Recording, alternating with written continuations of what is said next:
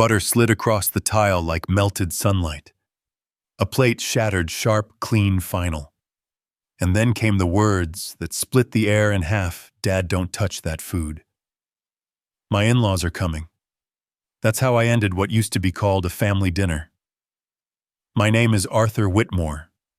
I'm 68 years old, widowed, retired, a man who spent 4 decades building houses that outlived marriages. After my wife Maggie passed away, I sold our old place and put my savings $75,000 into this home so I could live with my daughter Emily and her husband Daniel. I thought I'd spend the rest of my life surrounded by warmth, by laughter, by the sound of family. I was wrong. It took one sentence, one glance, and the entire foundation cracked. The same kitchen where I once taught Emily how to bake became a border between them and me. Before I tell you what really happened after that night, tell me where you're watching from, and if you believe justice doesn't always shout. Sometimes it just stands and walks away. Hit like and subscribe. The clock on the wall ticked steadily, as if it were measuring what was left of belonging. The smell of roasted chicken filled the air, a scent I used to believe could keep a family from falling apart. I took a serving spoon, placed golden pieces of chicken onto a porcelain plate. Warm light spilled across the wooden table. Everything looked peaceful until the rhythm of high heels hit the tile like gunshots. Dad Emily's voice cut through the air, sharp, precise, as if the word itself could draw blood. Don't touch that food. My husband's family is coming. I turned, expecting a smile, a joke, something to tell me this wasn't what it sounded like. But she didn't smile. Her dress still had the tag hanging behind her neck. Hair pinned perfectly, lipstick red enough to pass for confidence. Everything about her screamed control except her eyes. They were cold, foreign. And in the doorway behind her stood Daniel, his arms folded, his tone clipped and managerial. If my wife said so, he said, then that's how it'll be. 1 second. Then another. Silence. The kitchen, once alive with Maggie's laughter, her humming over the stove, was now filled only with the hum of the oven fan. I looked down at my hand. The spoon trembled slightly. Not from age, but from the weight of disbelief. I had never imagined there'd come a day when I'd be dismissed from my own kitchen. I set the spoon down. The sound of metal against ceramic was soft, but it sliced through me like a blade. All right, I said quietly, my voice hoarse. I was only setting the table. No one answered. Emily turned away, her voice fading to a whisper, meant for herself more than for me. I just want everything to look perfect when they arrive. Daniel followed her, the faint scent of his cologne drowning out the warmth of the roasted chicken. The dining room door closed behind them. The small click of the latch was louder than any slam. It separated me from everything that used to be mine. I stood still.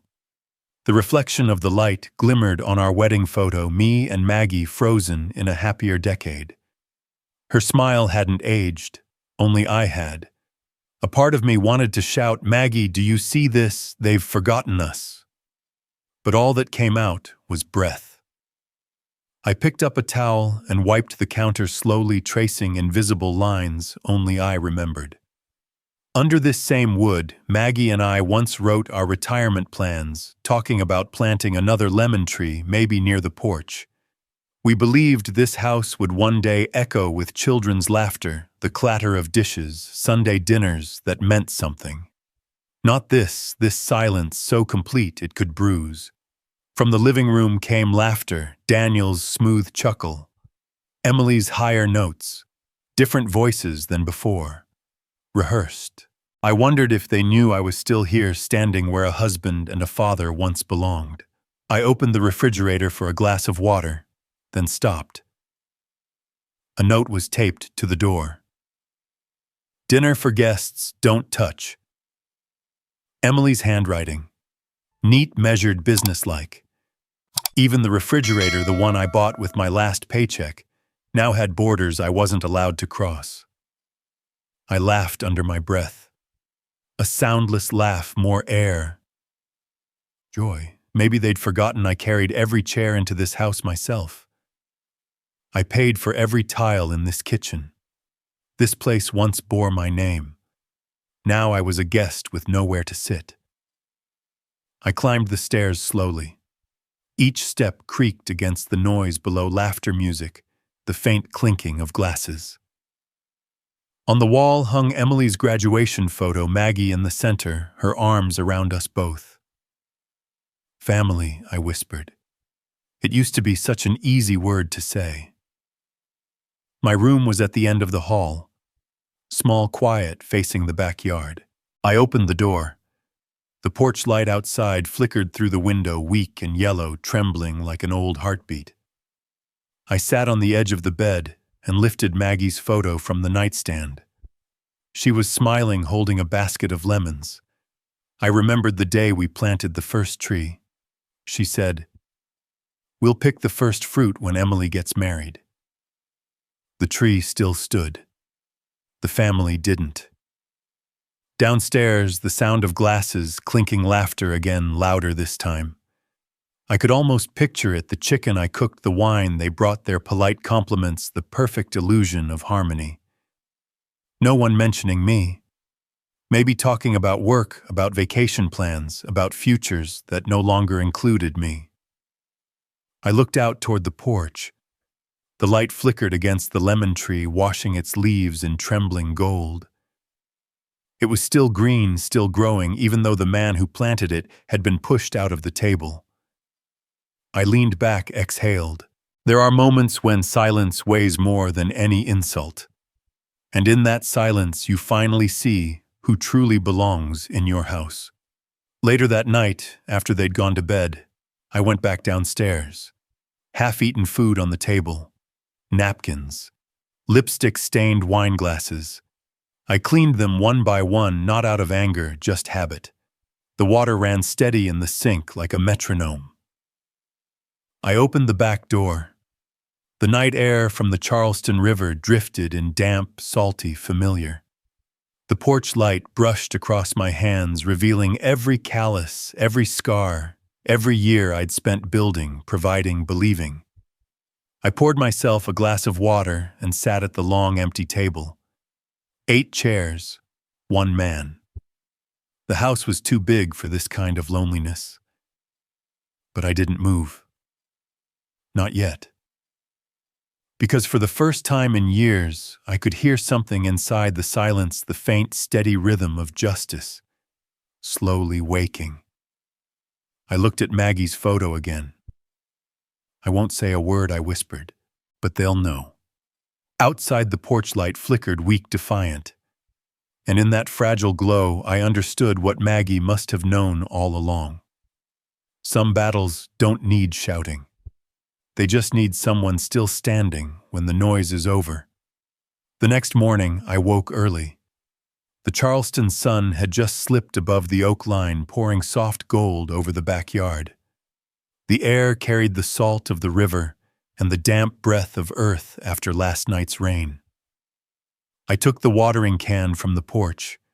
The lemon tree stood there almost shoulder height, now its leaves dark and glossy, jeweled with glassy beads of dew. I watered it every morning, not out of duty, but because it kept me awake better than any cup of coffee. Maggie once said, "If you love that tree enough, it'll outlive you." I didn't believe her then. Now I think she was right. Water streamed from the spout, tracing small silver lines through the soil. Each drop sank into the roots, steady, patient, the only thing in this house that still seemed loyal to me. I didn't hear Emily or Daniel. They were still asleep. The house was quiet in a way that felt foreign, stripped of its heartbeat. When Maggie was alive, mornings were different. She'd turn on jazz brew coffee and tease me from the kitchen, "Get up, Arthur. If that lemon tree dies, you're not blaming me again." Now there was only the sound of wind brushing the fence. I found myself wondering how could a house lose its breath this fast. I sat in the old wooden chair by the porch, looking out at the new fence Daniel had built last week. It stretched a few extra feet, neat straight, cutting through the old boundary. And I noticed something. The lemon tree now stood just beyond that line. Barely a few inches, but for me it was the distance between mine and theirs. Flashback. 2018. Our old house in Greenville. I still remember the morning I signed the sale papers. The small white house with the red roof where Maggie and I raised Emily, where laughter clung to every wall. The real estate agent had asked, "Are you sure, Mr. Whitmore? This was your first home." I smiled. Sometimes to start over, you have to let go of the thing you love most. I sold it for $230,000. After paying off the mortgage and taxes, I had $75,000 left. The retirement savings Maggie and I had built over a lifetime, meant for quiet days by the river. Emily and Daniel had just gotten married then. They'd found a 2-story house near downtown Charleston, $410,000. Emily held my hand and said, "Dad will cover the rest. You're just helping with the down payment. Once it's done, I'll add your name to the title. It's our family home." I believed her. I always believed my daughter. I signed the check, handed it to her. No copies, no conditions. Maggie had been gone 2 years by then. Maybe faith was the only thing I had left to pass on. The river breeze stirred the trees, pulling me back to the present. I heard the sharp thud of a hammer from the front yard. Daniel was building a new deck. I stepped outside, standing on the porch. He wore a gray t-shirt, earbuds, and power drill in hand. "What are you working on, Daniel?" I called out. He removed an earbud, smiled politely. "Building an extension. This part of the yard's within our patio line. Don't worry, I've got the layout right here." I frowned. "You sure? The lemon tree's right on that boundary." He squinted up at me under the morning sun. "That section counts as patio now, Mr. Whitmore. Just a few feet. Nothing to worry about." His voice was even respectful, but his eyes held something else. Not defiance exactly, but certainty. The kind of certainty of a man who thinks the law is already on his side. I nodded slowly. "All right, if you say so." Then turned back toward the house. But as I walked, a chill traced down my spine. That single line. Its part of the patio now sounded harmless, but I felt it things were shifting inch by inch, and I was the one being moved out. Around noon, Emily came into the kitchen while I was wiping the counter. She opened the fridge, took a bottle of water, cheerful. "Dad, Daniel's expanding the deck. We're thinking of having BBQ nights out there. Isn't that nice?" I smiled faintly. "As long as the lemon tree still has a place to stand." She hesitated. "If it gets in the way, we could move it to the corner." I set down the cloth, looked at her. "Your mother planted it there. It's part of the family." She bit her lip, looked away. "I know, Dad." But her eyes said otherwise, not agreement, but avoidance. After lunch, I walked around the yard. Fresh paint on the walls. New fence. Even the sign at the front gate had been replaced. The Hayes residence. No Whitmore. No trace of me. I stood there for a long moment. The noon sun caught on the gold lettering, bright, perfect cold. Someone once said that when a man's name disappears from the door of his home, so does his soul. I think they were right. That evening I brewed tea and sat on the porch. The new deck was nearly finished. The air smelled of pine and varnish. The lemon tree still stood, its leaves trembling gently in the wind. I turned on my flashlight and noticed a low branch freshly cut, right where Daniel had planted a post for his deck beam. I crouched down, touched the wound. Sap oozed out sharp and metallic. I didn't shout. The anger didn't rise. It sank deep and heavy like a stone dropped into still water. Inside on the living room shelf, Emily's wedding photo sat front and center, her white dress glowing under soft light. Daniel's smile polished for the camera. Beside it, a photo of me and Maggie pushed to the corner, the silver frame scratched and dull. I reached out and brushed the dust off it with my sleeve. My voice was barely a whisper. "You'd be heartbroken if you saw this, Maggie." The porch light clicked on automatically, washing the room in pale yellow. It caught the lines near my eyes, not from age, but from years of faith slowly wearing down. I turned toward the window again. The lemon tree leaned slightly now, its roots nearly grazing the new fence line. Just one more extension, one more fence, and it would be standing on Daniel's side of the yard entirely. A few inches. A few words in a property deed. That's all it took to turn mine into theirs. I sat down again, hands clasped. Memories flickered: the old house in Greenville, the smell of Maggie's lemon cake, Emily's laughter when she was little. All of it now blurred like light fading through old glass. I wondered what exactly had I traded away when I handed her that check, $75,000, and something more fragile. Trust. Both now without my name. A gust of wind swept through, shaking loose a few lemon leaves. One fell at my feet, thin green, still wet.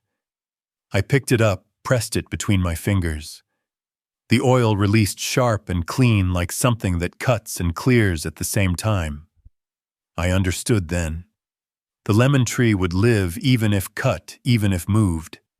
Maybe I should too. Still, quiet, but unbroken. Night fell. The sound of the TV drifted through the walls. Emily's laughter. Daniel's voice muffled and distant. I lay in bed, eyes open. The wind hissed through the crack in the window, whispering things the house didn't have the courage to say out loud. And in that whisper, one question began to form, slow, heavy, certain. Was this house still mine a week later? Charleston hadn't stopped raining, that thin, stubborn kind of rain that paints the whole city in shades of gray. I sat at the kitchen table, a cup of coffee gone cold beside me. Next to it lay a pale yellow envelope stamped with the logo of the Charleston County Property Tax Office. The recipient read Daniel and Emily Hayes. No Arthur Whitmore. No and. No senior. Just their names, as if I'd never existed. I turned the envelope over, hoping it was a printing mistake. It wasn't. The letters were crisp, clean, precise, and colder than rainwater. I thought back to the day I handed Emily that $75,000 check. Maggie had said, "I trust Emily. Our daughter will never forget what you've done for her. If she were still here, I wouldn't know what to tell her." I set the cup down, put on my jacket, and stepped outside. The sky hung low and heavy. River wind drove rain into my face, sharp and salty. The streets were slick, smelling of wet asphalt and fallen leaves. The Charleston County Property Office sat on Broad Street, a red brick building with an old bronze sign dulled by time. I'd been there before that years ago to file the transfer when we bought the house. But this time my steps felt heavier. Inside, the air smelled of toner and cold air conditioning. Paper shuffled somewhere behind the counter. I waited in line, clutching the envelope. Then a familiar voice, Uncle Arthur. "Oh my God, you still come in person." I looked up. Sandra Whitmore. My brother's daughter smiled from behind the desk. She handed me a blotter pad. "What can I do for you?" I slid the envelope toward her. "This came in the mail," I said quietly. "My name's not on it. I just want to check the property record for 84 Maple Drive." She nodded, sat down, fingers tapping across the keyboard. The room hummed with the soft whir of the CPU fan. Then she stopped. Give me a second. Her face changed. I felt my stomach tighten. Something wrong, Sandra hesitated, then spoke softly. Uncle Arthur. The house, I mean Daniel and Emily's property. It shows a refinance in 2021. Refinance, my voice caught. I never signed anything. She turned the monitor so I could see. On screen was a new deed of trust, complete with my digital signature, Arthur Whitmore. Perfect. Identical. Every curve, every slant of the T flawless. Except I had never written it. Are you sure you didn't sign this? Sandra asked gently, like she wanted to believe otherwise. I stared at it. I'm sure.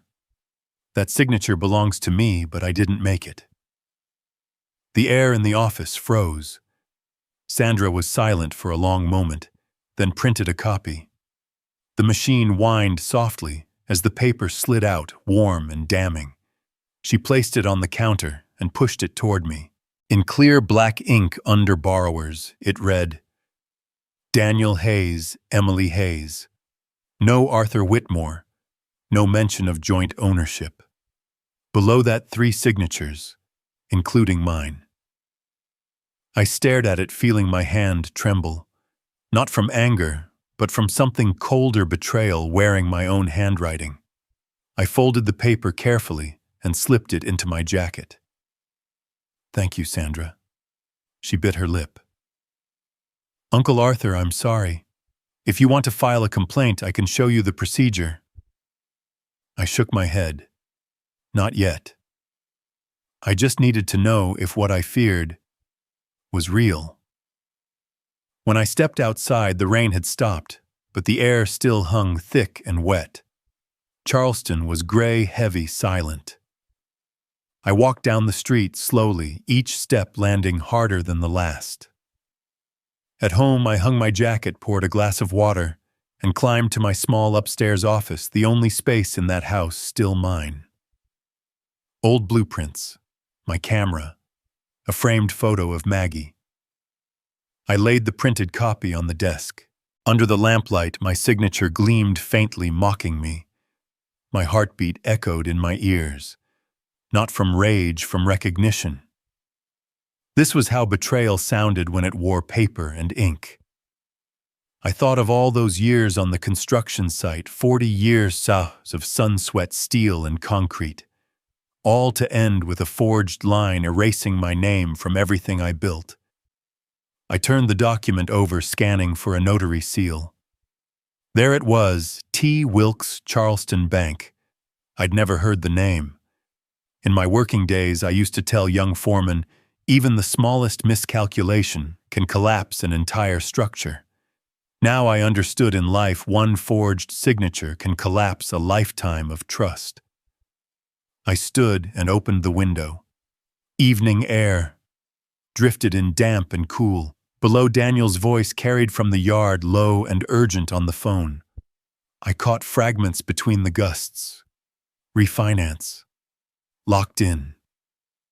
She doesn't need to know. She doesn't need to know. I repeated the words silently, slow, deliberate, each one cutting deeper. Was he talking about Emily or about me? That night I sat at the desk again, gathering every document I could find. Utility bills, insurance records, old bank statements. I searched for the property title Emily once promised to send. Nothing. Just an empty envelope with a note scribbled in her handwriting. I'll bring the original soon. 3 years had passed. She never did. I lifted the printed deed again. My name stared back at me in perfect imitation. If I didn't sign it, who did? And how long had they been planning it? The room was still except for the soft ticking of the clock. Maybe they hadn't just done this recently. Maybe they'd done it long ago, and I'd chosen not to see. I looked around the small office, the retirement watch, the old construction award, our wedding photo. Every object held memory and no protection. Rain began again, tapping lightly against the glass. I slid the paper into a drawer, locked it. The key felt cold in my hand. I turned on the porch light. Through the window, its glow spilled across the rain-slick yard, landing on the lemon tree. It stood there motionless, its leaves drooping under the water's weight. A few drops fell from its branches, hitting the ground like tears. I leaned back in my chair, eyes fixed on that tree. Daniel's words echoed in my head. That part belongs to the patio now. Maybe to him, the whole house and me were just extensions, add-ons. The room darkened, the only light left flickering from the porch. I closed my eyes, listening to my heartbeat, slow, steady, heavy. Betrayal doesn't arrive with noise. It seeps like water through concrete. Quiet. Persistent. Destroying from within. I knew then this was only the beginning. The lemon tree might survive storms. I wasn't sure I could stand still for much longer. Thursday afternoon. Charleston's sky looked as though someone had thrown a gray sheet across it. I sat in my study, staring at the same pile of papers, the tax letter, the refinance statement, and the page bearing my forged signature. I'd been looking at them for 3 days, as if by staring long enough, the paper itself might speak. But paper doesn't talk. Only people lie. I opened the desk drawer and saw an old USB drive labeled in Maggie's handwriting, Photos, Christmas 2016. I couldn't help but smile. Maggie had kept everything. She used to print photos every week, memories turned into little rectangles of color on the kitchen wall. Her small white printer had been part of the family rhythm, hum, print, pause, laughter. It still sat there in the corner, dusty but intact. I pulled it out, plugged it in. A faint click, then a low whir as the power light blinked green. The screen flickered, restoring previous session from iCloud. I frowned. Maggie had synced her printer with her iCloud account, photos, emails, even attachments from her iPad. It seemed the system was reviving something old. I waited. The hum grew louder, then stopped. A list of files appeared. Invoices, receipts, random things. And one file name that made my pulse stop: Realtor. Contract revision, Daniel Hayes. I tapped View. A PDF opened. Subject: email thread between Daniel Hayes and Realtor Mark Dempsey. Date: November 2021. I've used my father-in-law's scanned signature. Once the house sells, there won't be any problem. The words burned black against the white screen. Not rumor, not speculation. It was him. His own words. I read it again, slowly, deliberately. Every syllable cut deeper. I used my father-in-law's scanned signature. Once the house sells, there won't be any problem. Silence filled the room. Even the air seemed to hold its breath. All I could hear was the rhythm of my own heart, slow, heavy, bruised. I opened another file: mortgage, DocuSign copy, a refinance agreement, $420,000. Borrower Daniel Hayes, cosigner Emily Hayes, and below the third signature, mine. Digitally verified. Perfect. I scanned the date, March 2021. That month I'd been in the hospital after a fall in the garage. They'd done it while I was lying in a hospital bed. Another email popped up from the same realtor. All good, Daniel. When it's done, delete the DocuSign data. Don't let him find out. My throat went dry. It wasn't the money that broke something inside me. It was the method. Every step calculated. Every detail rehearsed. Like thieves who'd done this before. I didn't yell. Didn't throw anything.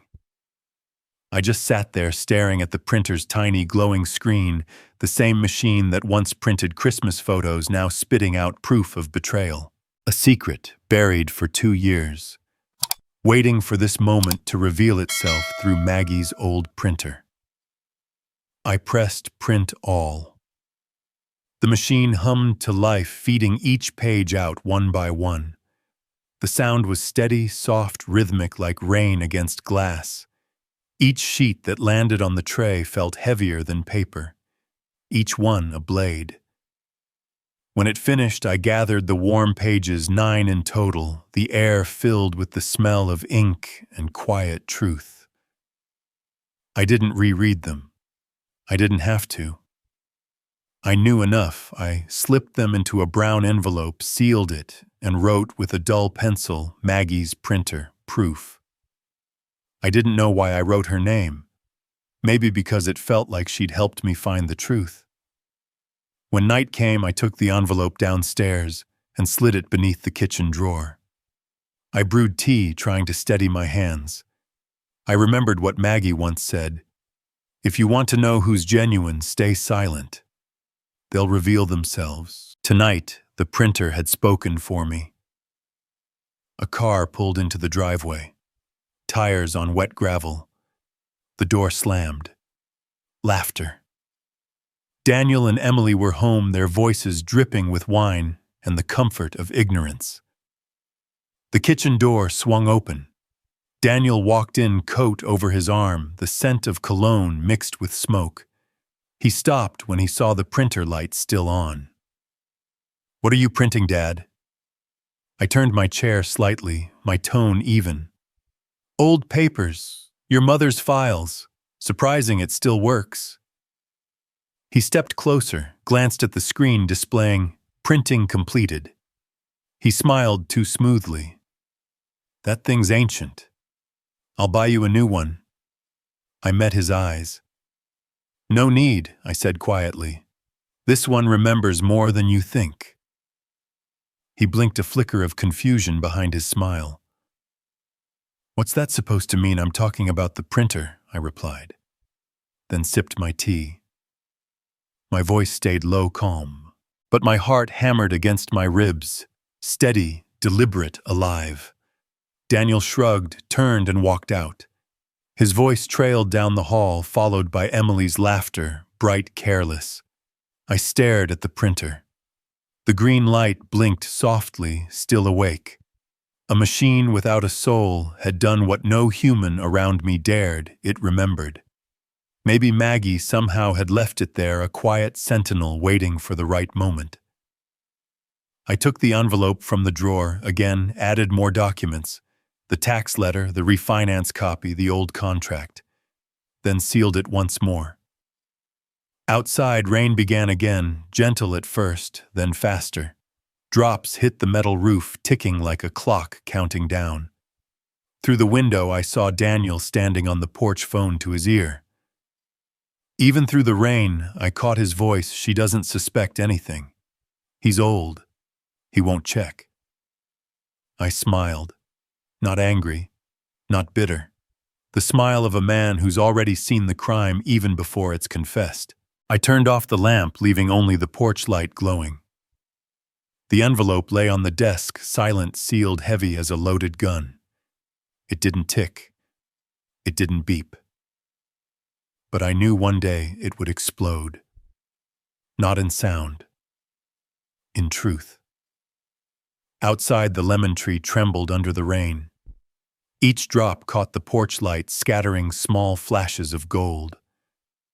I thought then, when people are cut down, they don't always scream. Sometimes they just grow back quietly, stronger, sharper. That night I didn't sleep. I sat in the dark, listening to the rain, the wind, the faint hum of the printer powering off. The room faded to black, but inside me something had turned on. Not hope, purpose. The next morning, Charleston woke under a blanket of light. The rain from the night before still clung to the railings, sparkling like shards of broken glass. I slipped the brown envelope into my old leather briefcase, snapped the lock shut, and stepped outside. Daniel had already left for work. Emily was still asleep. The house was silent, the kind of silence that listens to you rather than the other way around.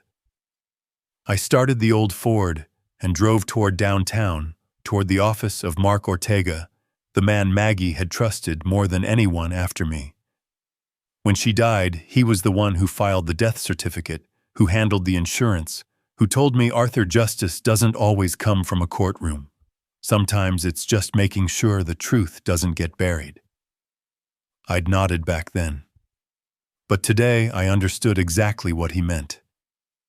His office sat on the second floor of a red brick building at the corner of Broad and East Bay. I parked under an old oak tree, the same one that had probably shaded that block since Reconstruction, and climbed the wooden steps that creaked under my weight. On the frosted glass door, Mark Ortega and Associates, Estate and Property Law. The bell above the door chimed softly when I entered. The young receptionist looked up and smiled. "Good morning, Mr. Whitmore. Mr. Ortega's expecting you." The room hadn't changed in years, oak desk-framed degrees, law journals stacked neatly along the wall. And on the far side, a photograph that caught my breath. Mark and Maggie smiling side by side at a charity gala 2009. She wore a blue dress, her hair tucked behind one ear, radiant. For a moment, I just stood there watching her smile, frozen in time. Arthur came the voice behind the desk. Warm, steady, familiar. Mark stood older now, silver streaks in his hair, the weight of decades in his posture, but his eyes were still sharp. We shook hands firm and grounded like two men anchoring themselves in memory. "It's been too long," he said. "You said this was urgent." I opened the briefcase, took out the sealed envelope and set it on the desk. "Read this first." He nodded, slipped on his glasses and began turning through the pages. The sound of paper filled the room, soft, deliberate like time itself taking notes. Now and then he paused, drew a breath, underlined something with his pen. 10 minutes, then 20. Neither of us spoke. Light from the window slid across the table, cutting through the dust and settling on the forged lines that carried my name. Finally, Mark exhaled, set down his pen and looked up. "Arthur, this is a forged DocuSign, a full digital impersonation. They scanned your real signature and overlaid it on new contracts." He paused, voice low and precise. "This is property fraud, a felony. If you want, we can file both civil and criminal charges." The room suddenly felt smaller, the air thick with paper and the faint bitterness of coffee. I spoke quietly. "Mark, I don't want my daughter's name dragged through the mud. I just want what's mine, what I spent my life building." He studied me long, steady, without judgment. Then he said softly, "Arthur, justice isn't revenge. It's restoration. It's putting things back where they belong." I didn't reply right away. The clock on the wall ticked between us, measured impartial, patient. And in that moment, I heard Maggie's voice again. The one she'd left behind in my memory. "When they erase your name, let justice rewrite it." I took a deep breath, reached for the pen, and signed the authorization papers. My hand trembled slightly, not from fear, but from the gravity of knowing that I wasn't just signing a case. I was signing a truth back into existence. Mark nodded once, firm. "I'll take care of everything. For now, don't let them know you've discovered this."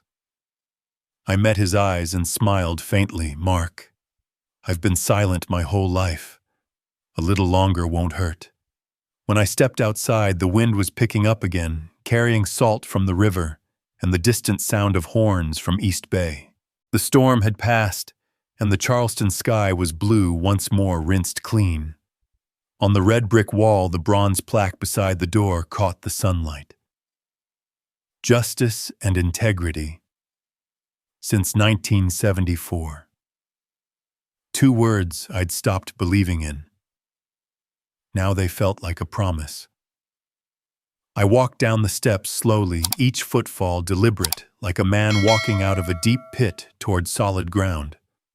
Below the oaks cast long shadows across the sidewalk, their leaves whispering overhead. And in that whisper, I heard Maggie again, soft, calm, but certain. When they erase your name, let justice rewrite it. I looked around. No one there. Just me, my shadow, and a straight road leading toward the water. I smiled not because the weight was gone, but because I finally knew the direction I was meant to carry it. That afternoon, I stopped by a small riverside cafe, the one Maggie loved on Sundays. I ordered a glass of lemonade, the only drink she could ever convince me to enjoy without complaint. The breeze off the water was cool, the sun flickering on the surface. I took out a scrap of paper and wrote, "If you're still here, Maggie, I want you to know I'm not seeking revenge. I'm just fighting to keep the name we built our lives on." I folded it carefully and slipped it into my wallet.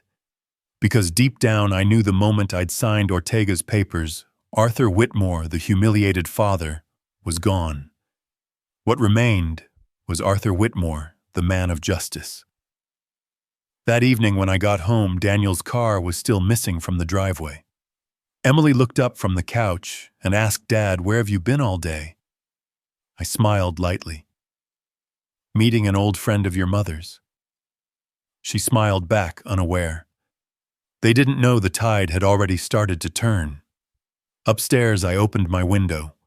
Moonlight touched the lemon tree, tracing the scars Daniel had left when he'd cut into its bark. I placed my hand on the window frame and whispered, "Aus, can you hear me? I signed today."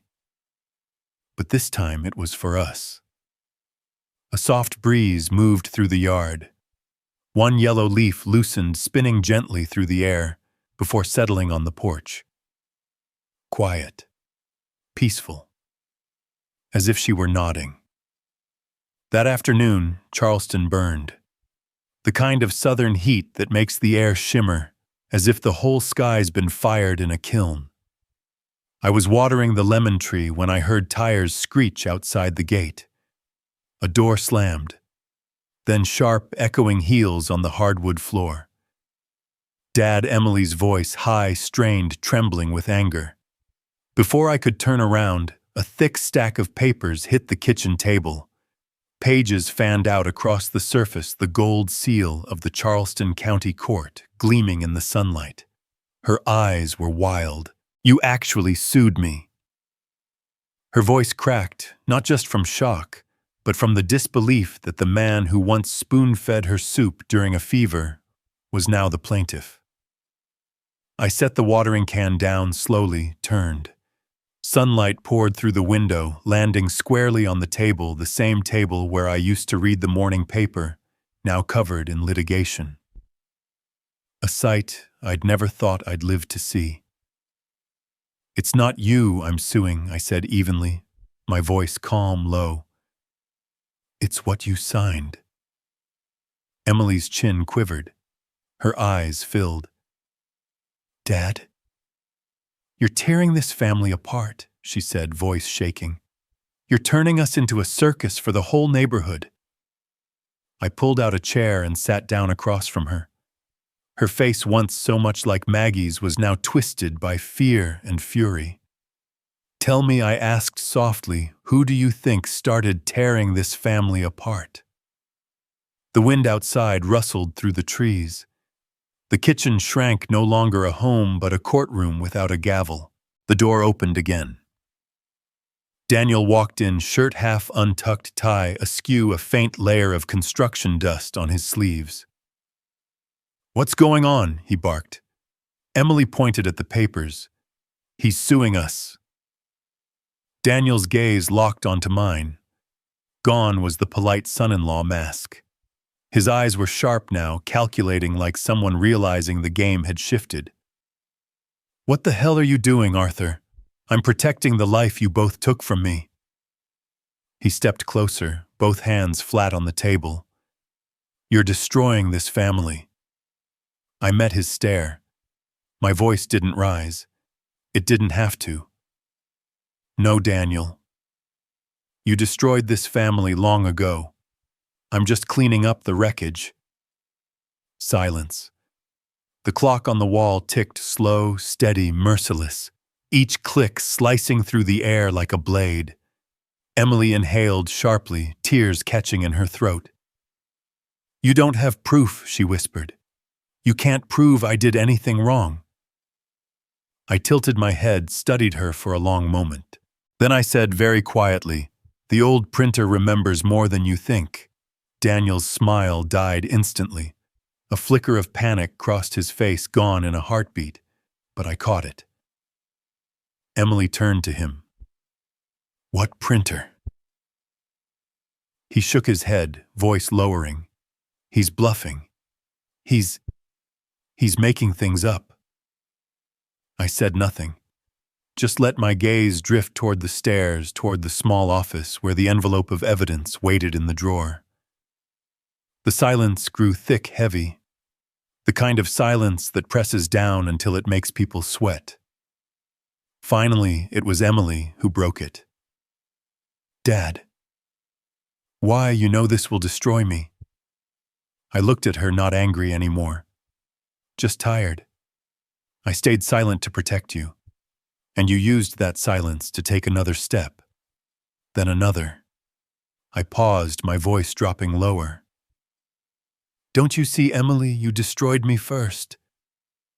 Daniel slammed his palm against the table. "Enough! What do you want, old man? Money, the house? Or do you just want to see us beg?" I met his glare without blinking.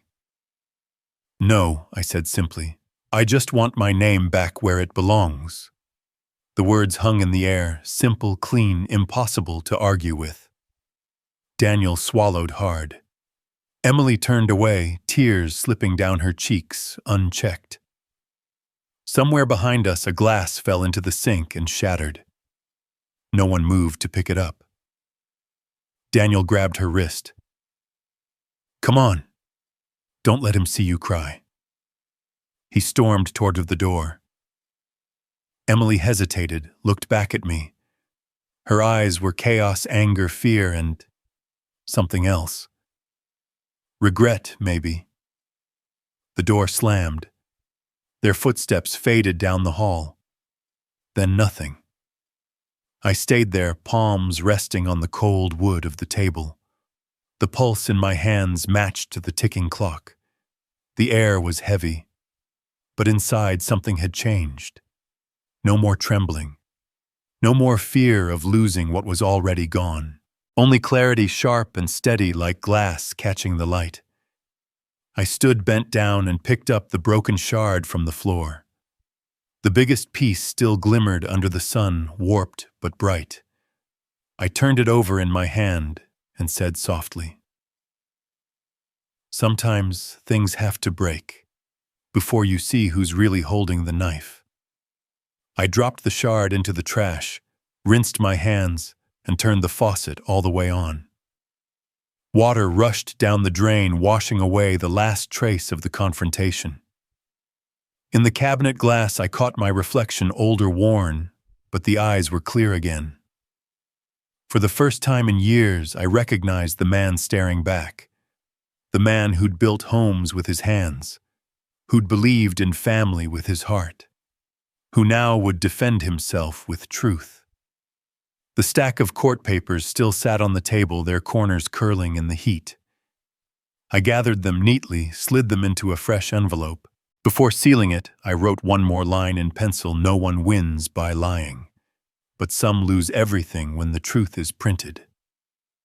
A soft gust swept through the window, lifting the page before laying it back down gently. The sunlight slanted through the blinds, glinting across the puddle from the broken glass, red-tinted like dried blood. I sat back down, hands trembling slightly, not from fear, but from the adrenaline of a storm survived. And under it all, I was calm. For the first time, I didn't feel like a guest in my own house. The hum of the air conditioner filled the silence. The clock ticked on. Outside, the lemon tree swayed in the evening wind. Its leaves whispered softly, as if Maggie's voice had found its way through them again, gentle, patient, resolute.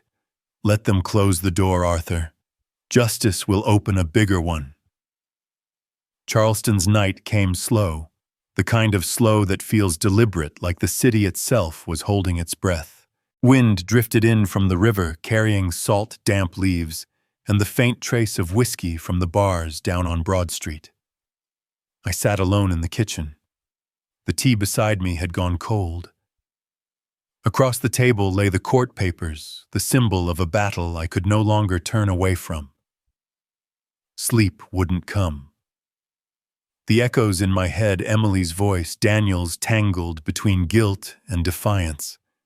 I needed air. I needed a voice that wasn't my own. I put on my jacket and stepped onto the porch. The light from the porch lamp spilled across the wooden fence. Beyond it, Nancy Brooks's house still glowed softly, the widow who'd lived next door for over a decade, Maggie's old friend.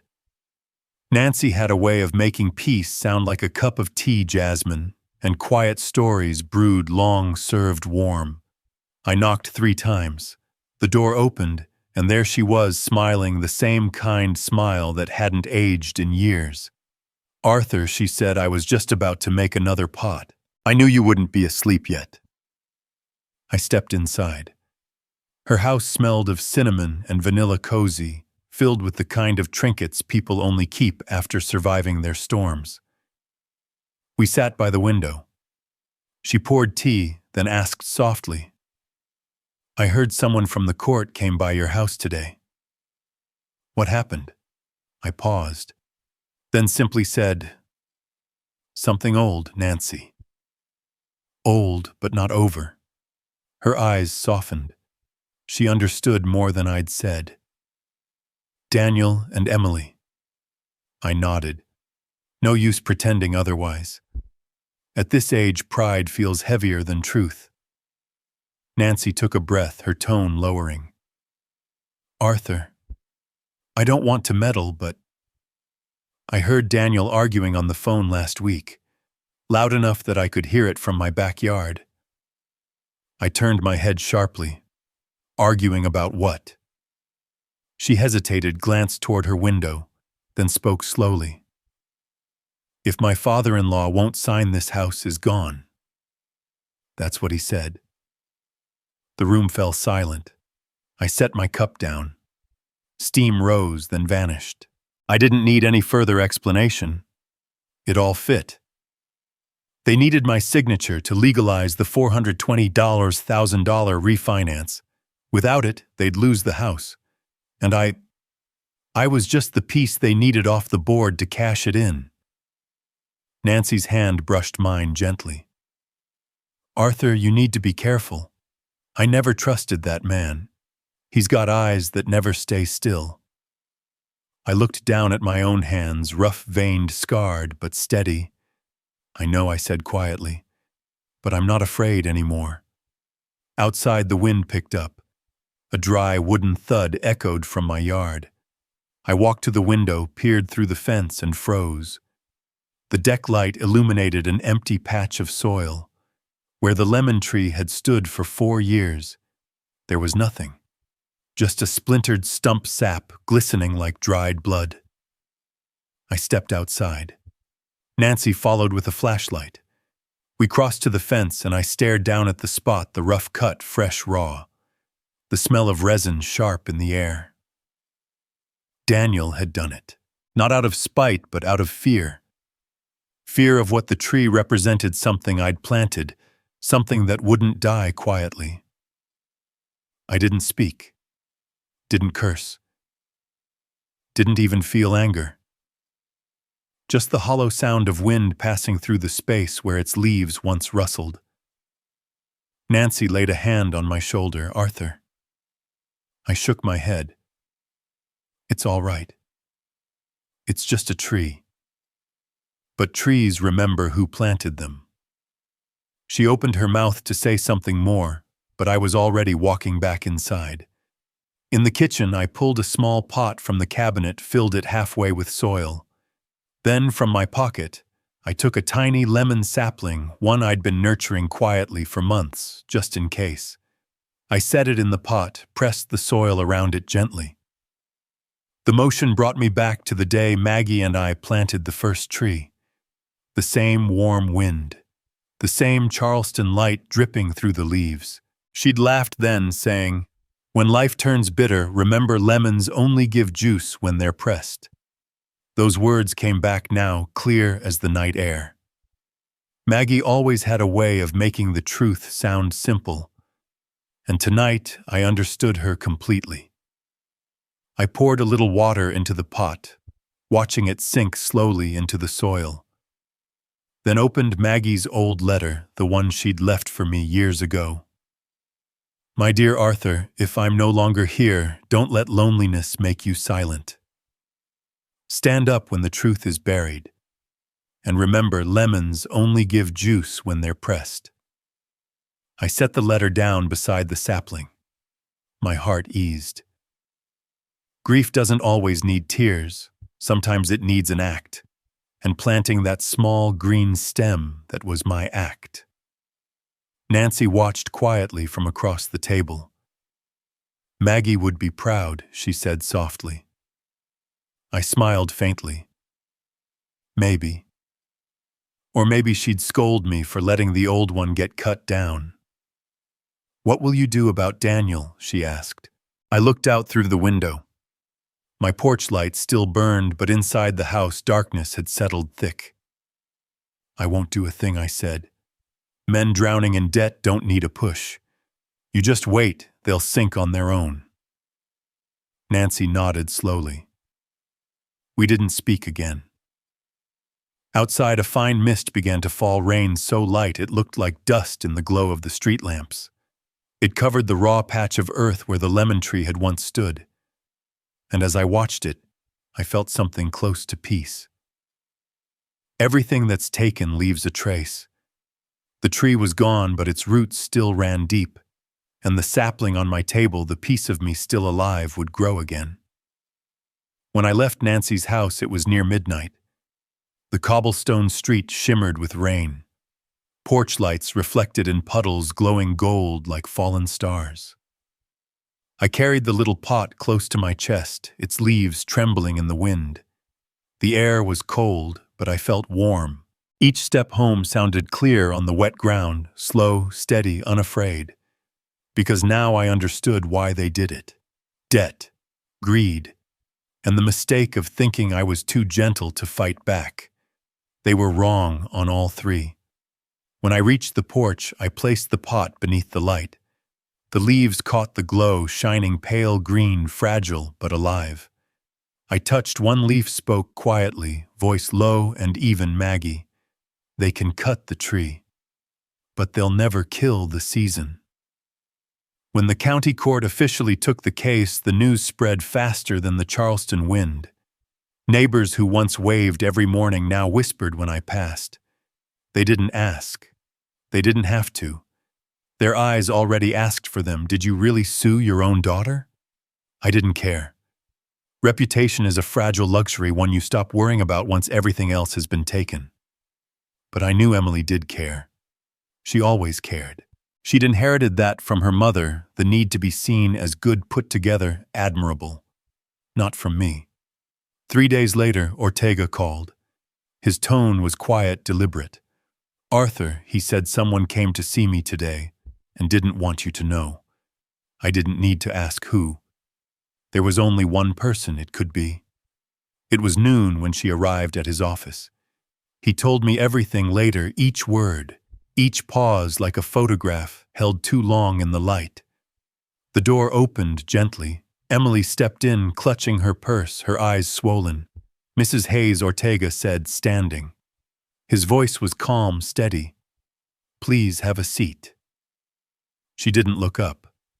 "I'm not here because Daniel knows," she whispered. "Then why are you here?"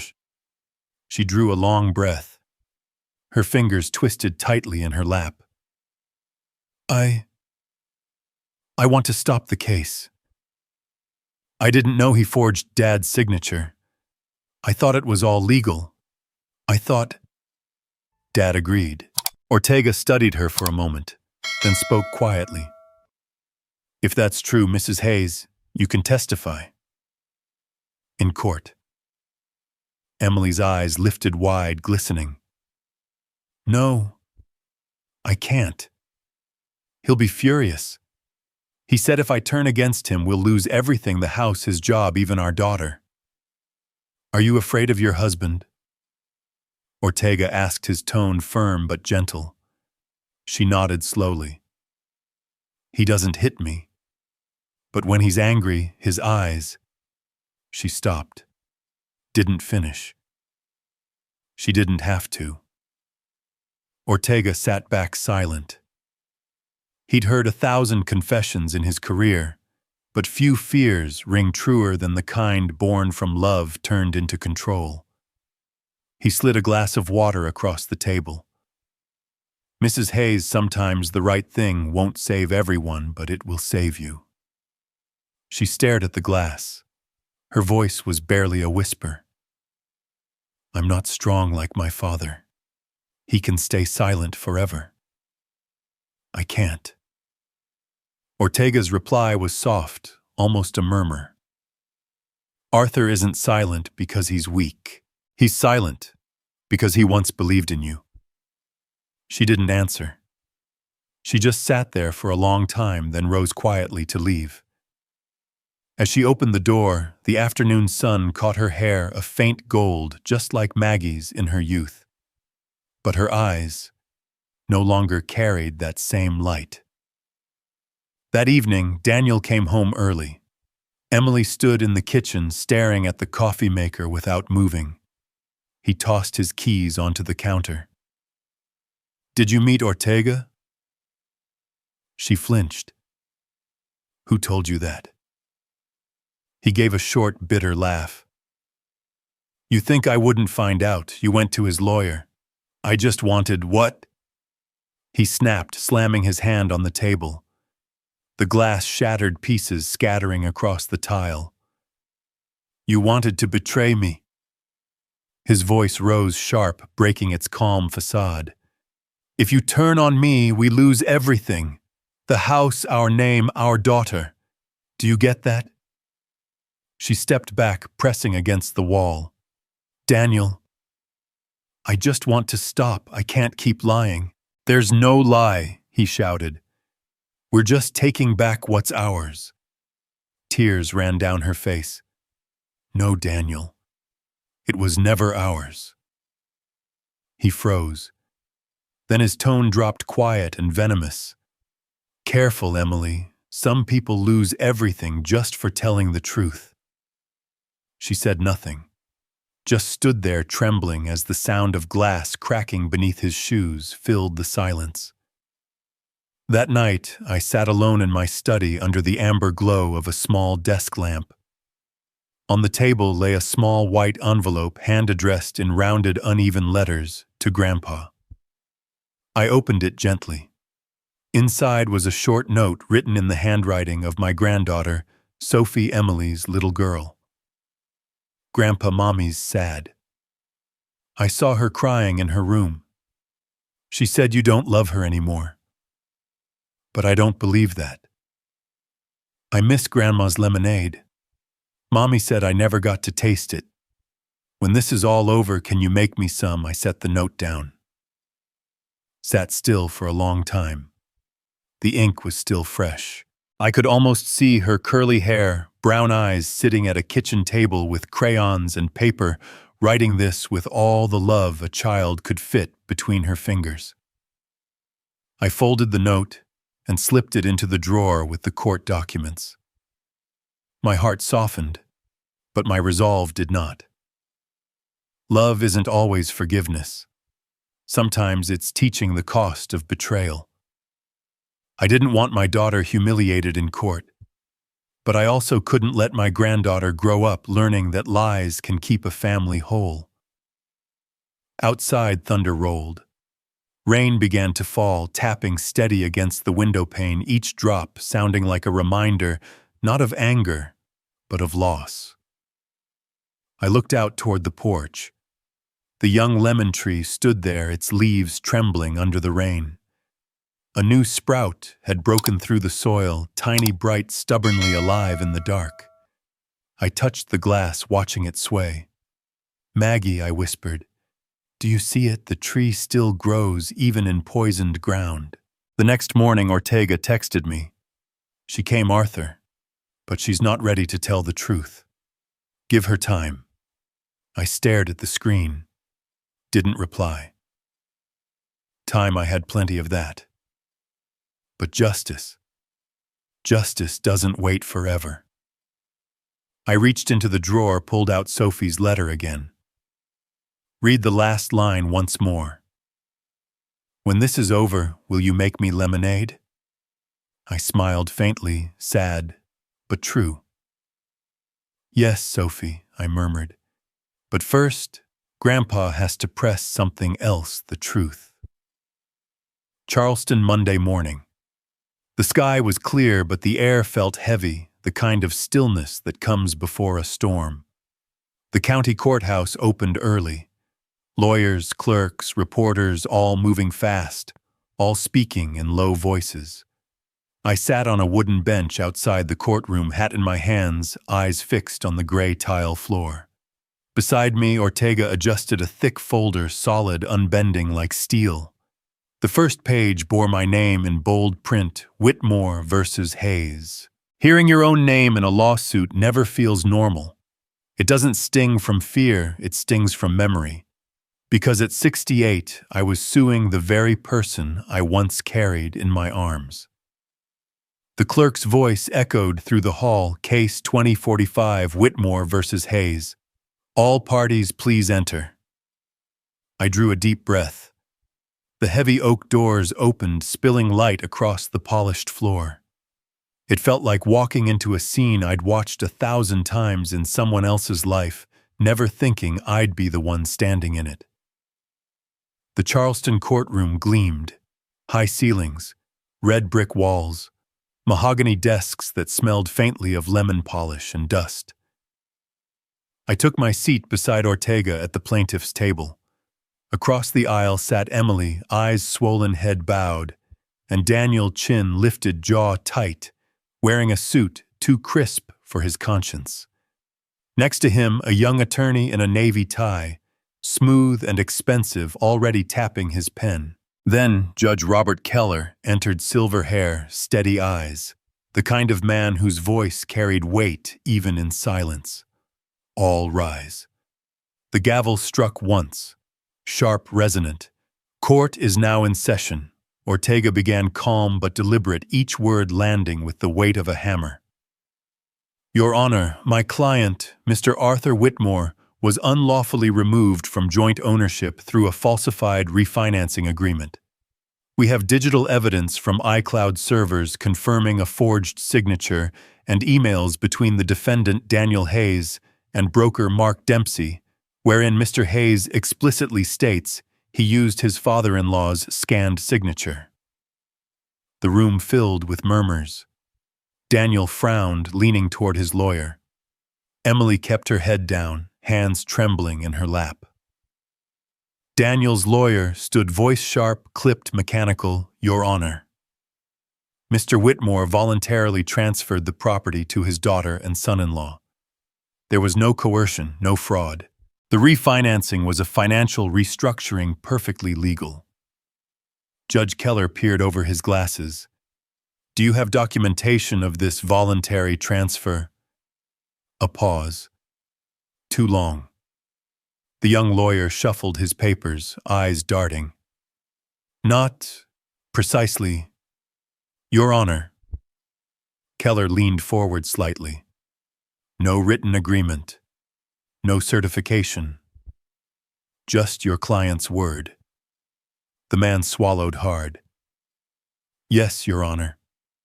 Ortega gave a small nod, reached for another folder and handed it to the clerk. "Your Honor, these are the DocuSign records from the refinancing agreement. They include metadata from iCloud confirming the upload originated from Daniel Hayes's IP address, along with an email from Mr. Hayes stating, quote, "I used my father-in-law's scanned signature." The clerk's printer hummed as pages slid out, the soft rustle of truth surfacing. Keller adjusted his glasses, scanned the papers, and looked up. "Mr. Hayes, do you wish to explain this?" Daniel stood. His voice was steady, too steady. I only sent a draft version. Your Honor, it wasn't meant to be official." Ortega took a step forward, tone like a blade drawn from its sheath. "A draft, you say? Then why was that draft electronically notarized, stamped by the bank, and used to release $420,000 into your account?" Daniel froze. A muscle twitched near his jaw. He searched for words that weren't there. Keller's gaze hardened. "Mr. Hayes, choose your next sentence carefully." Daniel swallowed, his voice cracking slightly. "It must have been a system error." A murmur rippled through the room. No one laughed. Ortega didn't need to speak again. He simply placed 2 sheets on the judge's desk, side by side. Your Honor, Exhibit C. Mr. Whitmore's authentic signature from 2018. Exhibit D, the alleged signature from 2021. The first a hand-drawn T tilted left. The second flat mechanical, evenly scanned. Under magnification, the forgery is unmistakable. Keller studied them under the light, his expression tightening. He set the papers down. "Fraud is evident." The words fell like lead. You could hear the breath leave Daniel's chest. You could hear Emily's sob, soft and broken behind her hand. For a moment the courtroom stood still, every sound suspended, every lie cornered. Keller closed the file gently, his voice firm yet measured. "Based on the presented evidence and testimony, the court provisionally reinstates Mr. Arthur Whitmore's joint ownership of the property in question. A final ruling will follow upon verification of documents. This hearing is adjourned." The gavel struck once more, a clean final sound, like a door locking behind deceit. Everyone rose. Ortega turned to me, gave a short nod. "We're on the right path, Arthur." I met his eyes. Didn't smile. Didn't gloat. Just nodded back. Justice hadn't won yet, but it had spoken my name aloud. Across the aisle, Emily still sat motionless, tears streaking down her cheeks. Daniel's skin had gone pale, his eyes darting everywhere but mine. When he finally looked up, our gazes met for one fleeting second, and he looked away first. I walked slowly toward the exit, each step echoing on the tile like punctuation marks to a chapter finally closing. In my head, Maggie's voice came soft, steady, certain. "If they erase your name, let justice write it back." I smiled faintly. I did, Maggie, and today the court just read it aloud. Outside, the wind from the Ashley River blew strong and cool. Charleston gleamed under the sun, but my skin felt cold. I stood at the top of the courthouse steps, watching the iron gates swing open toward the street. Down below, Ortega was hailing a cab. Behind me, a voice broke the stillness. "Dad." I turned. Emily stood a few steps away, her face blurred by light and tears. "I'm sorry," she said softly. I shook my head. "You don't have to say anything, Emily. The truth already spoke for you." She nodded once, then turned and walked away. I watched her go, no anger, no triumph, just a quiet ache, the kind that belongs not to vengeance, but to closure. A week after the trial, Charleston returned to its gentle rhythm. But for me, nothing felt normal anymore. The house still stood lights on every night, yet it felt changed. A different kind of silence, a colder kind of peace. The kitchen, once filled with shouting, now held only the slow ticking of the clock. I brewed cinnamon tea, but even the scent seemed weaker, as if time itself had thinned it out. Saturday morning, the phone rang. It was Reverend Cole from St. Andrew's Church, his voice calm yet heavy with something unspoken. "Arthur," he said, "could you come by tomorrow? There's someone who wants to see you." I didn't ask who. Some invitations you don't need, words the heart already knows who's waiting. Sunday afternoon sunlight streamed through the stained glass windows of St. Andrew's casting, long ribbons of color across the pews. The organ played slow and low, a melody soft enough to hush the air itself. My footsteps echoed as I walked down the aisle, measured, hesitant, like each one was weighing years of memory. Then I saw her. Emily. Sitting in the front pew, shoulders trembling, hands clenched in her lap. No makeup. No confidence. Just a daughter sitting in the half-light between guilt and grace. She turned when she heard me. Her voice broke on the single word, "Dad." I stopped. The distance between us was only a few steps, yet it felt like the stretch between two shores. Reverend Cole gave me a small nod from the altar, then quietly walked out, closing the doors behind him. The organ continued a fragile hum, like the sound of forgiveness warming up its breath. Emily turned toward the cross. "I've been here since morning," she whispered. I didn't know what to say, so I just sat. The Reverend told me, "If I can't pray, I can just be silent." But I can't stay silent anymore. She looked back at me, her face streaked with tears, the light from the stained glass painting her in shades of red and gold. "I'm sorry, Dad." For a moment I didn't speak. I just looked at her, the child I'd once taught to tie her shoes. The little girl I carried up a muddy hill one stormy afternoon. Now she stood grown, but her eyes were the same, afraid of being scolded, afraid of being left behind. "I was scared," she said, voice trembling. "Daniel told me if we just got through the lawsuit, everything would be fine. I believed him. And then I lost the only thing that mattered, your trust." I looked up at the stained glass above her, dust floating in the shafts of colored light, each particle moving like an old memory, refusing to fade. "Forgiveness," I said slowly, "doesn't mean forgetting Emily." I stepped closer, standing beside her pew. "I can't forget what you did. But I also can't let anger keep you trapped in the past. I just want you to live honestly." Her shoulders shook.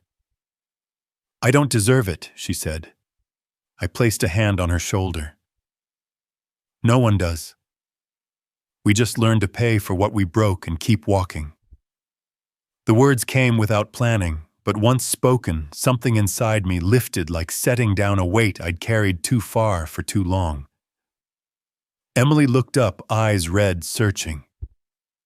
"Do you still believe I can change?" I held her gaze, and for the first time I saw not the woman who lied, but the child who wanted to start over. "Faith doesn't die, Emily," I said. "It just waits to see who earns it back." Silence settled again. But this time it wasn't heavy. It was the kind of silence that feels like peace returning. The organ shifted, key lighter, warmer. A soft breeze stirred the long white curtains near the door. We sat there for a while. She told me about Sophie, how the little girl had started asking why I never came home, and how every night she left a glass of lemonade on the table for Grandpa in case he visits in a dream. I smiled faintly. "She's like your mother," I said. "She always believed every wound could heal if you let the light touch it." Emily gave a small, broken laugh.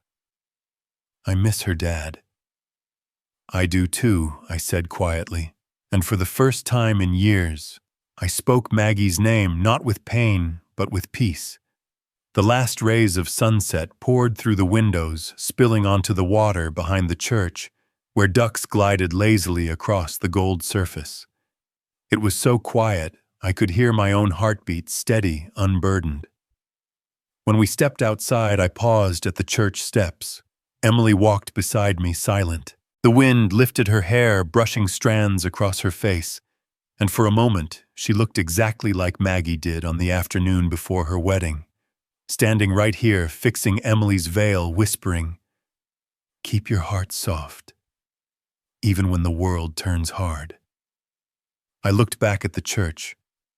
The light inside glowed warm like a small fire refusing to die. And I whispered, not sure if it was to Maggie or to the man I used to be, I did it, love. The storm's not gone yet, but I've learned how to stand inside the calm. On the walk back, Emily stayed beside me, quiet, matching my pace. The wind rustled through the trees, and somewhere in the distance, a harbor bell rang. A strange peace filled my chest. Not joy, not triumph, just release. When we reached her car, she turned. "Dad, thank you for coming." I nodded. "Thank you for staying, Emily. Sometimes telling the truth, that's the only way a family starts over." She bowed her head, then got into the car. I stood there until the taillights disappeared behind the row of houses. The sky burned orange and the Ashley River shimmered below like molten glass. The day ended not in victory, but in something far rarer, forgiveness. A week after the talk in the church, Ortega called. His voice was calm, the kind of calm that carries finality. "Arthur, the verdict's in." I was standing in the garden watering the young lemon tree. Morning light shimmered on its leaves. A single drop fell shattered, and I knew what I had been waiting for had finally arrived. The Charleston courthouse opened its doors once more. No reporters this time. No curious strangers. Just a few of us, the ones who'd lived the storm instead of reading about it. Judge Robert Keller sat at the bench, the same steady presence as before.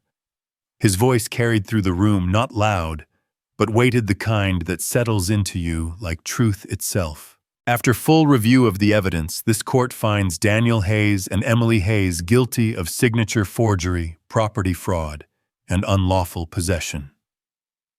Silence. Daniel didn't look up. Emily's hands gripped her skirt knuckles, white lips trembling. Keller continued, each word deliberate, like a bell tolling for the end of something that once thought itself immortal. "The defendants are ordered to repay $95,000 and all legal fees to the plaintiff, Mr. Arthur Whitmore. Property ownership is hereby restored to Mr. Whitmore. Let this case remind us justice may come late, but it never disappears." The last line lingered in the air. No applause, no outrage, only the soft tapping of the clerk's pen, the sound of a story closing. I didn't look their way. I didn't need to. Beside me, Ortega exhaled softly and laid a hand on my shoulder. "It's over, Arthur," he said. "Justice doesn't need to shout. It just needs to stand." I nodded. The court had said everything that needed saying. Daniel sat slumped, the morning light falling across his hair like a dying flame. Emily wept quietly, tears dropping onto her lap, but she didn't wipe them away. She wasn't pleading anymore. She was simply awake to the wreckage she helped create. And I wasn't angry. Strangely enough, what I felt was peace. The kind that comes after the wind stops when the air is still heavy, but no longer hostile. Keller gathered the files and spoke the last words of the day. Court adjourned. "Thank you, everyone." The gavel struck once. Thud. A sound that closed a door, but also opened a life. That afternoon, the local newspaper ran a small column on page 4 elder fraud case in Charleston ends justice restored. Arthur Whitmore, 68, regains ownership of property after forged documents were exposed. I read it once, folded the paper neatly, and set it on the table. Didn't smile, didn't sigh, just whispered to myself, "That's enough. Justice doesn't need witnesses." Later that day, I drove home under a sky brushed with silver-gray clouds. The light filtered through the gaps, muted gentle like the calm that follows a storm, but still smells of rain. As I turned into the driveway, I saw Daniel outside. He was packing boxes, a suit, a few photos, an old watch. He looked up when he heard the engine eyes, hollow movements slow. I parked, turned off the ignition. Neither of us spoke. The wind rustled the trees, and cardboard flaps shifted with a dry whisper. He gave a small, crooked smile, bitter tired. "I guess you're happy now." I shook my head. "No, Daniel, I'm just sorry." He blinked, caught off guard by the softness in my tone. Then he nodded once, picked up the box, and walked away. No goodbye. No apology. Only silence, the kind that comes from realizing you've lost more than a house. I stepped onto the porch. The wooden floorboards creaked like old bones, same as always. Inside the house was quiet. Afternoon light spilled across the floor, painting long gold streaks on the wood. Outside, the young lemon tree cast a faint shadow on the wall, its leaves trembling in the wind, a quiet echo of everything that had survived. I flipped the porch light on. Warm amber light spread across the steps, illuminating the space where Daniel had just stood. For the first time, I turned that light on without guilt. When Maggie died, I'd promised myself this house would never become a monument to bitterness. And now, with the verdict sealed, and the evening calm settling in, I knew I'd kept that promise not by vengeance, but by choosing justice. That night, Ortega called again. His tone carried relief, maybe even pride. "Arthur, I saw the article. The Bar Association's calling it a landmark case for elder justice. You should be proud." I smiled faintly. "No, Mark. I'm not proud. I'm just at peace." He paused. "What does peace mean to you, Arthur?" I looked out the window. The porch light glowing steady, the lemon tree swaying gently in the night breeze. "It means I don't wake up at 3 a.m. anymore, wondering if I deserved to be forgotten." There was silence on the line. Then Ortega said quietly, "You know, justice takes many forms, but the most beautiful one is the silence that follows it." I nodded, though he couldn't see me. Outside, the wind hummed softly through the leaves. The lemon tree's shadow moved against the wall like a slow heartbeat. I stood by the window looking out at the yard, the same ground where everything began, the forged deeds, the betrayal, the fall. Now it was just soil again, and from that soil the new branch had grown taller. I smiled a small, tired smile. "You see it, don't you, Maggie? The tree's still alive, and so am I. I needed nothing more. No revenge, no recognition. Justice had arrived not with noise, but with the quiet certainty of truth finally standing where it belonged. And sometimes that silence is the loudest sound there is." Autumn 2025. Charleston glowed soft and clear like glass freshly cleaned. I'd moved into a small apartment near Waterfront Park, 3rd floor, facing the Cooper River. In the mornings, the cries of seagulls and the bells from St. Andrews mingled in the air, not loud, just enough to remind me I was still here. The apartment was simple, 1 bedroom, 1 wooden table, and Maggie's old armchair from a thrift store in Greenville, faded, but still steady. On the balcony, I kept a lemon tree, a branch I'd nurtured from the stump Daniel had cut down the year before. Now it stood waist-high, leaves dark and glossy, tiny white buds scattered like grains of salt. Every morning I brewed coffee and opened the window, letting the wind carry in the smell of salt water and the faint chatter of people walking by the park below. People like to say, when it's all over, you'll know what really matters. I used to think what mattered was justice. Now I know it's peace. One April morning, the postman knocked. A white envelope, the handwriting slanted and soft. Emily's. I opened it slowly, careful as if the words inside might break. Dad. I opened a little shop up north on King Street. We sell lemonade, the kind Mom used to make every summer. The sign says, "When life gives you lemons." There's a framed picture of your lemon tree by the counter. Now I understand some things are bitter, but it's the bitterness that wakes you up. Thank you for letting me learn it my own way. I read it again and again, not because I needed to understand it, but because every line carried her voice steady, calm, and finally grown. I folded the letter, set it by the window, where the morning light touched it. Outside, the lemon leaves trembled gently in the wind. I thought Maggie would smile if she could see this. That afternoon, there was another knock at the door. Sophie stood there, my granddaughter, holding a rolled canvas in her small hands, eyes bright like morning sunlight.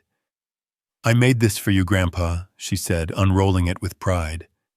It was a painting, a lemon tree in front of a small house, a warm porch light shining above and a man watering it, his back slightly bent but his stance still strong. At the bottom, in uneven handwriting, it read, "Grandpa's lemon tree." I stood there silent, then laughed, not the loud kind, but the deep kind that starts somewhere inside your chest, where bitterness once lived. "You drew this from memory?" I asked. Sophie nodded. "Mom said you planted the tree with your bare hands, and it grew again after someone cut it down. I think that's magic." I smiled. "No, sweetheart, not magic. When you water something with enough faith, it grows back." I hung her painting on the wall across from the balcony, so that when the wind blew, the real leaves outside would brush against their painted reflection. Night fell. Charleston shimmered beneath me, a soft map of golden lights glowing in every window. I took out a ladder, replaced the porch bulb. The new white light spilled over the balcony, catching on the lemon leaves, turning them silver. I stood there a long time watching my own shadow on the wall, no longer the man humiliated at his family's table, no longer the old father afraid of being forgotten. Just Arthur Whitmore, 68. A man who had lost enough, tasted enough bitterness, and still managed to keep his heart steady. I poured a glass of lemonade and sat in Maggie's old chair. The first sip was sharp, then smooth. Not as harsh as last year. Sweeter somehow, as if time itself had stirred sugar into the mix. Outside, the wind from the river carried the scent of salt and trees. Laughter drifted from the park below, mingling with the sound of waves tapping the shore. Charleston hadn't changed, still loud, still gentle, and still knowing exactly when to fall silent. I looked toward the balcony and whispered soft, just loud enough for the wind to hear. "This light isn't waiting for anyone anymore. It's here to shine on peace, Grandpa." "Who are you talking to?" Sophie stood by the door, hugging her pillow. I smiled, ruffling her hair. "To the one who planted my first lemon tree." "You mean Grandma?" "Yes," I said, "but she only listens when people are living right." Sophie nodded seriously, as if she'd just been trusted with a secret meant for grown-ups. Then she pointed outside. "Look, Grandpa. The leaves, they sparkle like Christmas lights." I looked. She was right. Each raindrop on the leaves caught the porch light shining like tiny beads of glass. And I thought maybe Maggie really was somewhere in that light. not to guide me, but to remind me that justice isn't about winning. It's about learning to live in peace. When Sophie fell asleep, I stepped out to the balcony again.